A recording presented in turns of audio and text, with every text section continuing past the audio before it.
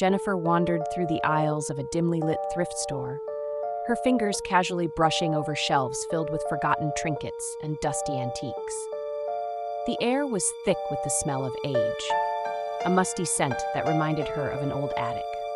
She wasn't looking for anything in particular, just something to distract her from the monotony of her week. As she moved through the store, something caught her eye.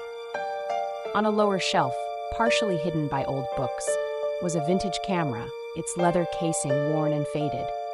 Curious, she knelt down and picked it up, feeling the weight of it in her hands. It was an old model, completely analog, with a roll of film still inside. Jennifer studied it closely, noting the scratches and scuffs that suggested it had been used extensively. There was something about the camera that intrigued her, something mysterious. Who had owned it? What had they photographed? The idea of discovering the forgotten moments captured on the film was exciting. Without hesitation, she took the camera to the counter, paying the elderly shopkeeper who gave her a knowing smile, as though he understood something she didn't. Later that night, Jennifer returned to her small, cozy apartment. It was a quiet space, with dim lighting and an assortment of candles casting a soft, warm glow around the room. She placed the camera on the desk and sat down, admiring it for a moment. The room was still, almost too quiet, as if the walls were holding their breath, waiting. Jennifer shook off the eerie feeling that crept up her spine.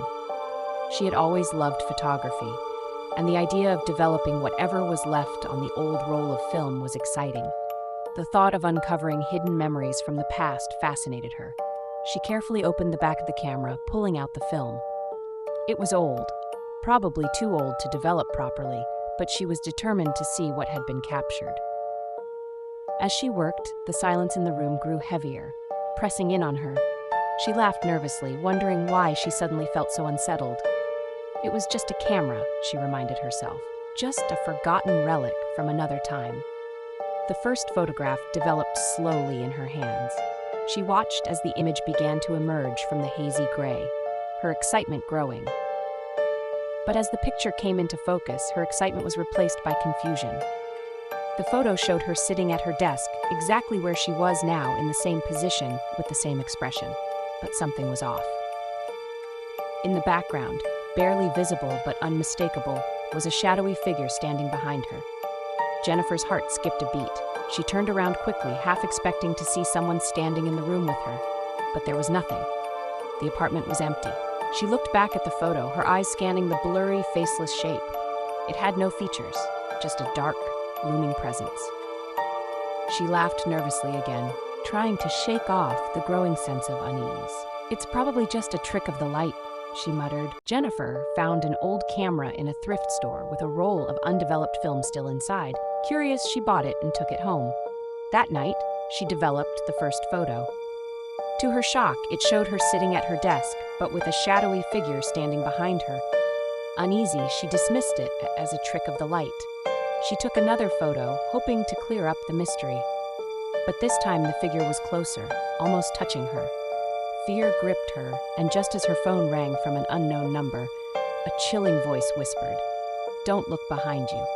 Terrified, she didn't dare turn, but the feeling of being watched was unbearable. Desperate for answers, she snapped another picture. In it, she was gone. The room was empty, as if she had vanished. Panicking, her phone buzzed again with a message. "It's almost time." The lights flickered violently. As the clock neared midnight, the camera clicked by itself, developing another empty room photo. Her phone buzzed again, and a final message read, "It's time." The lights went out. In the darkness, Jennifer felt a cold hand on her shoulder. When the lights returned, the room was empty. Jennifer was gone. The last photo developed in silence, capturing only the empty room, as if she had never existed.